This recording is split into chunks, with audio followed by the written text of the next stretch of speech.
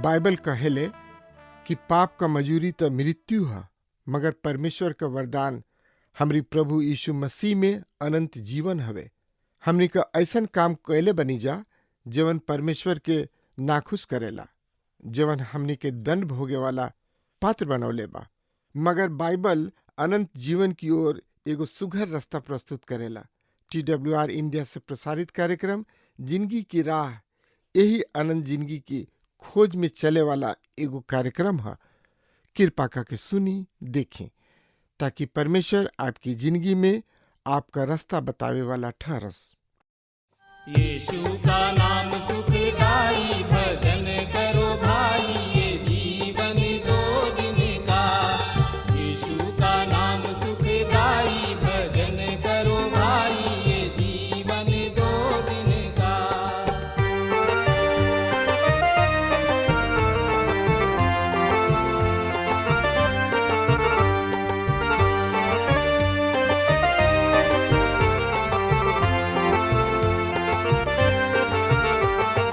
ई जिंदगी जैसे बहे बहरिया,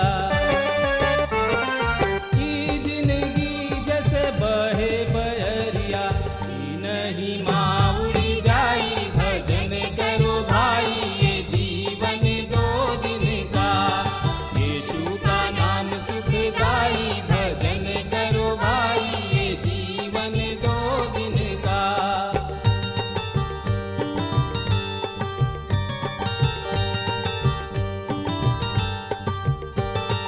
ई जिंदगी पर गर्व न करना, ई जिंदगी पर गर्व न करना, छाया समान ढली जाई, भजन करो भाई, ये जीवन दो दिन का। यीशु का नाम सुखदाई, भजन करो भाई, ये जीवन दो दिन का। तो आई हमनी के हबकुक नबी की किताब के 2 अध्याय 9 से 20 पद के बारे में हमनी के विचार करी जा। तो और ज्यादा से ज्यादा जानकारी खातिर रुआ हमरा साथ अपन पवित्र शास्त्र बाइबल निकाल ली। हाँ, तो उनमें देखी हबकुक नबी की किताब 2 अध्याय 9 से 11 पद एह तरी से बता रहल बा। हाय ओकरा पर जौन की अपना घर के खातिर अनुचित लाभ उठावलन कि आपन घोषणा ऊंचा स्थान पर बना के विपत्ति से बचा सके। तू बहुत सा जाति के सत्यानाश क के अपना घर के खातिर एगो लज्जा के युक्ति बनले बने और अपना ही प्राण के दोषी ठहरल बने। नीचे दीवाल से पत्थर चिचियाई और छत से कड़ी सब उतर दिही।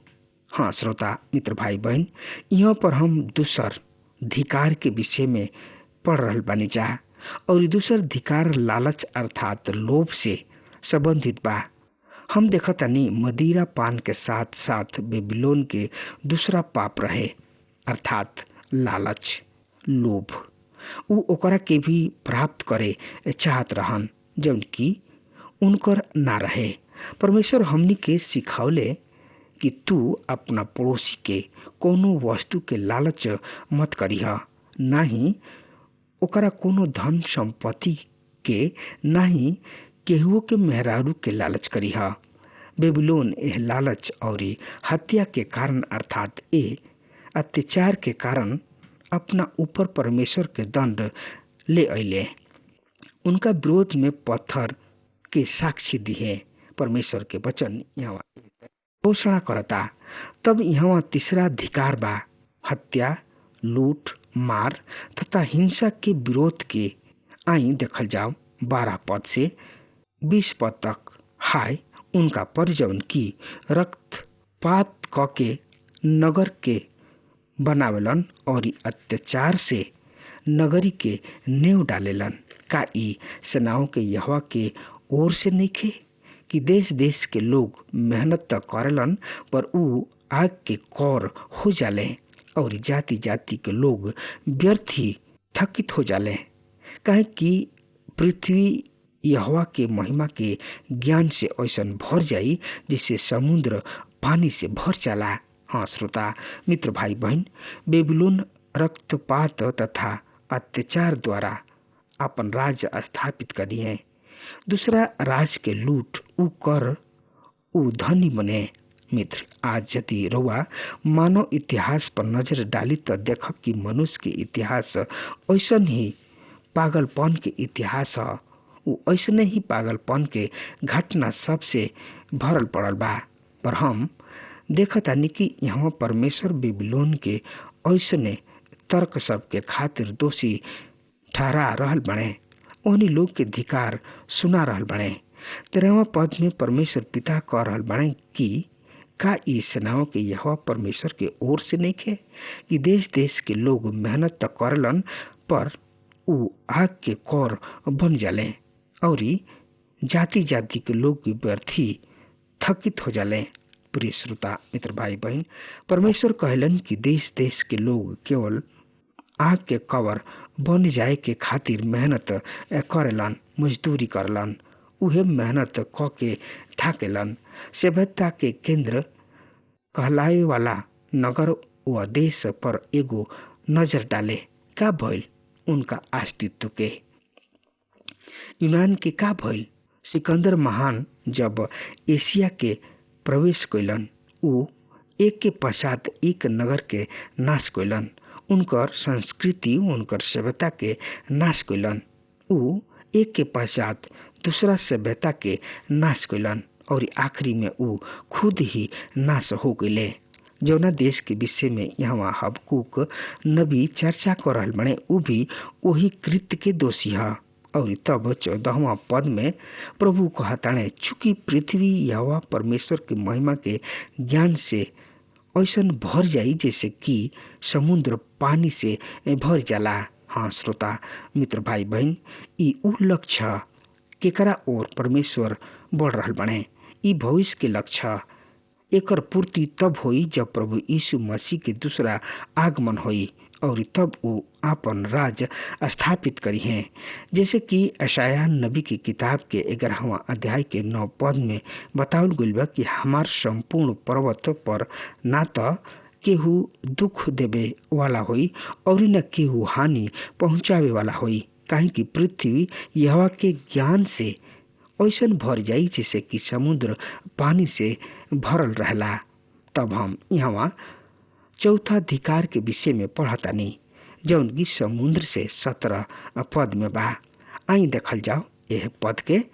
हाय तोहरा पर जौन की अपना पड़ोसी सबके दारू शराब पियावेले। हाँ आपन विष मिला के ओकरा के मतवाला करलन कि उनकर नंगापन देखल जाओ।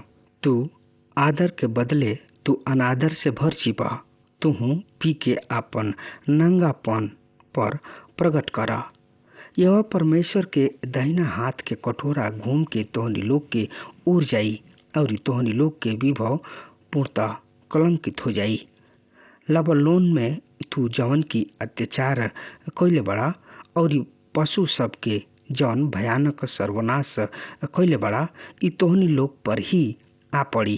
काहे कि तोहनी लोग ए देश के और नगर के तथा एक और सब निवासी सब में रक्तचाप और हिंसा भड़कौले बड़ा।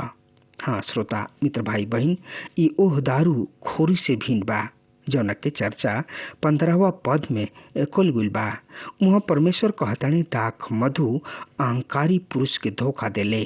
पर वहाँ ऊ कहताने हाय उनका पर जौन की अपना पड़ोसी सबके दारू शराब पियावेला। ओहनी लोग के मतवाला करले के करा खातिर एकरा से कि ओहनी लोग लंगटापन के देखे। हाँ श्रोता मित्र भाई बहन, मदिरा पान यानी कि दारू शराब के सबसे बड़ त्रासदी ई है कि ई पिए वाला के ओर अनैतिकता के खातिर प्रेरित करेले। ई नैतिक मूल्य सब के धराशाही करे खातिर प्रेरित करेले। ई मनुष्य के ऐसन ऐसन पाप करे खातिर प्रेरित करले जिन्हें वो अपना होश में कबो नहीं कर सकत। रुआ जानता नहीं कि हत्या के पीछे दारू शराब होला, बेविचार के पीछे दारू शराब होला, बलात्कार के पीछे दारू शराब होला। यदि मनुष्य होश में ना होखे त ई पाप करे के शक्ति ओकरा में ना होला। मनुष्य ऐसन ऐसन पाप करे खातिर प्रेरित हो जाला जौन कि ऊ अपना होश में नहीं कर सकत। प्रिय श्रोता मित्र भाई बहन, आज दारू शराब हमनी के अनेक बड़ बड़ निगम के समस्या बन गइल बा। आचार्य जॉन वर्णन मैगी कहताणे कि ऊ एगो ऐसन आदमी से बातचीत कैलन जौन कि एगो निगम में महत्वपूर्ण पद पर हन और उनके से संबंधित दूसर आदमी रहन जौन की एगो बहुत ही बड़ बैंक में महत्वपूर्ण जिम्मेवारी के संभलले रहन। उ बतौले कि हमरा निगम में एगो ऐसन टीम बा जौन की एह बात पर विशेष ध्यान रखेला कि के ऐसन आदमी बाणे जौन की अधिक मदिरा पान करे शुरू कर देले बाणे। एकर पता लगावे खातिर उ गुप्त रूप से उनकर गतिविधि सब पर नजर रखेले और ओकरा के ओह आदत से आदर करे के प्रयास करले। पर अब ध्यान दीही, हम का करे जा रहल बानी। ए सनकीपन पर हम एकरा के सनकीपन ही कहब। वो आदमी बतौले कि एक ओर त ई कंपनी अपन पान गोष्ठी अर्थात काकलेट पार्टी में पी पी के मस्त हो जाले, घोर मदिरा पान करले और दूसरा ओर वो उन्हें एकर पिए के आदत से छोड़ावे के प्रयास करले। हाँ श्रोता मित्र भाई बहन, कैसन विरोधाभास बाई। ई त ठीक ऐसने बा कि कोनो आदमी एगो अस्पताल खोलता, वहाँ स्वस्थ लोगन के ले आवल जाओ, वहाँ उन्हीं लोग के बीमार कल जाओ, तब उनकर ओह बीमारी के इलाज कल जाओ। आज ऐसन की संसार में मनुष्य के मूल एगो गिनी पिदा से अधिक नहीं खे। बड़ बड़ संस्था व निगम में अनेक ऐसन कार्य होला जौन की तर्क संगत ना हो। यहाँ परमेश्वर बेबीलोन के यही बात के खातिर दोषी ठहरा रहल बने। परमेश्वर कहले कि तू ना, तो परमेश्वर कहतानी कि तू ना केवल खुद पी के मतवाला होखेला वरन तू दूसरा के भी शराबी बना रहल बड़ा। हाँ श्रोता मित्र भाई बहन, आज कतना माता पिता बाणे, बाबू महतारी बाणे जौन की न केवल खुद शराब खोरी करलन वरन अपना लेखन वचन के भी शराबी बना रहल बने। उ अपना घर में न केवल अपना दोस्त यार के साथ काकलेट पार्टी अर्थात पान गोष्ठी के व्यवस्था करलन वरन अपन युवा नौजवान से संतान के खातिर भी एक प्रबंध करले। आज अनगिनत नौजवान खुद युवती सब के ड्रग्स कल्चर में शामिल हो जाए के अर्थात ये कल्चर के भेंट चढ़ाए वाला उनका आधुनिक कहलाए वाला बाबू महतारी ही हमें मित्र आज कतना बालक ये नशीला दवा सब के आंदोलन में शामिल हो रहल बने। कतना नौजवान लड़का लड़की बने जौन की एक कल्चर के भेंट चढ़ गल बने। ओकरा पीछे ओहनी लोग के आधुनिक कहलाए वाला बाप महतारी ही हमें। हम जानतानी ना तो कोनो ए बात के चर्चा करलन और ना ही केहू ए बात के सुने चाहला। यदि ए बात के चर्चा करी है तरुआ आपन प्रसिद्धि से हाथ धो बैठब, पर हमरा एकरा चिंता निखे। हम परमेश्वर के पवित्र वचन रुआ तक पहुंचा रहल बानी ताकि रुआ ओ आवे वाला संकट से बच जाई जौन की प्रभु के प्रति एगो ओह आदमी के विरुद्ध ठहरा रहल बने जौन की परमेश्वर विरोधी हमें। अब ध्यान दीही, दारू शराब खोर अनैतिकता के ओर ले जाला। यही अध्याय के 16वां पद में लिखल बा, तू आदर के बदले अनादर से भर जीवा, तू पी के आपन नंगापन प्रकट करा। यह परमेश्वर के दाहिना हाथ के कटोरा घूम के तोहरा ओर भी आई और तोहार विभव पूर्णतः कलंकित हो जाई। हाँ श्रोता मित्र भाई बहन, शराबखोरी अथवा मदिरा पान घोर अनैतिकता के ओर ले जाला और घोर अनैतिकता तलाक के ओर ले जाला और तलाक परिवार सब के तूरेला। अतंतः ई पापमय जिंदगी के बढ़ावा देला। यद्यपि ऐसा लोग बड़ बड़ डिंग हाकेलन, बड़ ईमानदार होके के दावा करलन, ऊ जानल मानल समाज सुधारक भी बाणे, पर ऊ दारू शराब में ऐसा डूबल रहलन जैसे कि मछली पानी में बिया। हबक्कूक नबी द्वारा परमेश्वर के वचन बता दिले कि ए पाप के कारण हम बेबीलोन के नाश करे जा रहल बानी और यही पाप के कारण परमेश्वर प्रति एगो ओ आदमी के जौन की ए पाप में लिप्त पड़े और प्रति एगो ओ राष्ट्र के जौन की ए तरीके पाप में लिप्त बने नाश करी हैं। तब 17 पद में पढ़तानी, बेबीलोन में तोहनी लोग जौन अत्याचार कइले बड़ा और पशु सब के भयानक सर्वनाश कइले बड़ा, ऊ तोहरा पर ही आ पड़ी, काहे कि तू एह देश के और नगर तथा एकर सब निवासी में रक्तचाप और हिंसा फैलौले बड़ा। हाँ श्रोता मित्र भाई बहन, हम देखतानी कि परमेश्वर के न केवल मनुष्य के चिंता बा, उनका जानवर सब के भी चिंता बा और ऊ बेबीलोन के जानवर के भयानक सर्वनाश के कारण भी दंडित करी है। हिंसा एगो अन्य उत्पादक है जौन की शराबखोरी से पैदा होला। सब तरीके अनैतिकता के स्रोत है।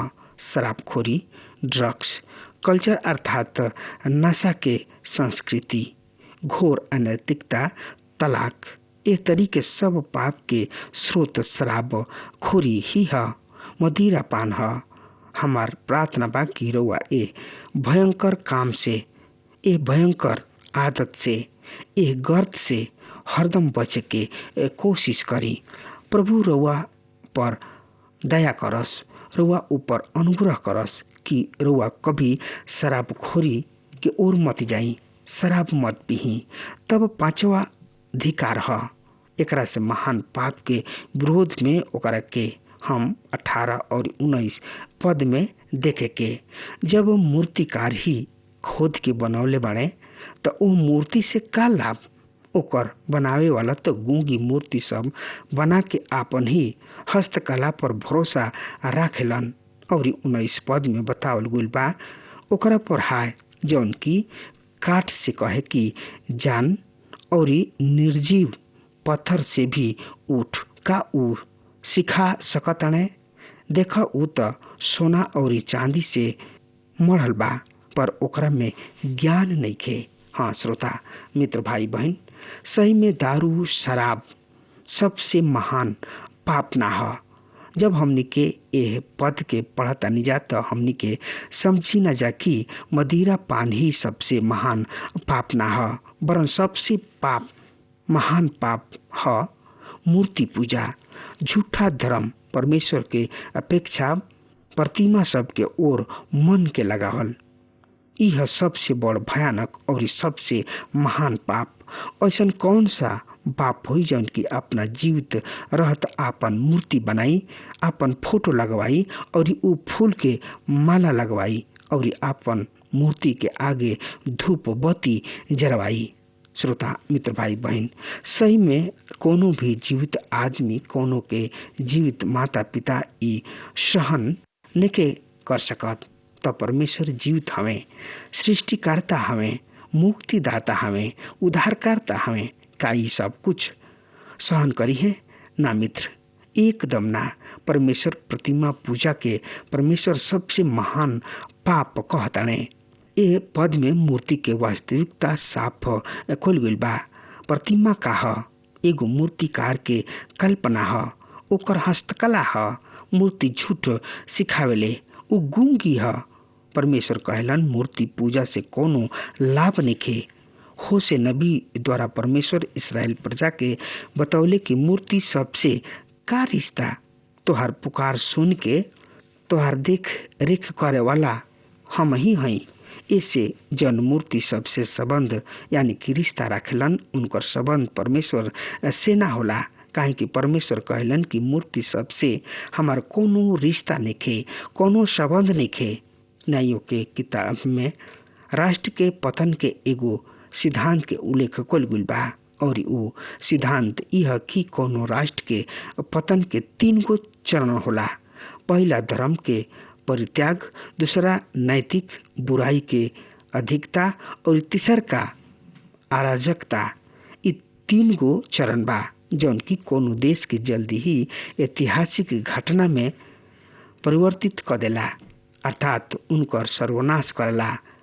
प्राथमिक समस्या ना तो राजनीतिक ह ना नैतिक पतन ह वरन धार्मिक अथवा आत्मिक बात के परित्याग ह अर्थात एगो जीवित व सच्चा परमेश्वर के ओर से मुंह फेर लिहल। ई प्राथमिक समस्या है। कोनो भी देश के पतन के शुरू प्रतिमा पूजा में बा। ई जीवित व सच्चा परमेश्वर से मुंह फेर लेवे से शुरू होला। प्रतिमा पूजा के तात्पर्य बा कि जीवित व सच्चा परमेश्वर से अपना सृष्टिकर्ता से मुंह के फेर लिहल, उनकर परित्याग क लिहल, उनका अस्तित्व के अस्वीकार कइल। हमरा विचार से प्रतिमा पूजा एगो प्राचीन ढंग के हो चुकल बा और अधिकांश लोग प्रतिमा सबके आगे मुड़ी ना झुकावेलन। यदि रुआ मसीह हैं तो रुआ निश्चित रूप से ऐसा नहीं सोचत होखब, पर सही में ई सत्य नइखे। आज अनेक लोग बाणी जौन की रुपया पैसा के पूजा करलन, अनेक बाणे जौन की भोग विलास मौज मस्ती के पुजारी हवे और अनेक बाणे जौन की अपना आप के पूजा करलन।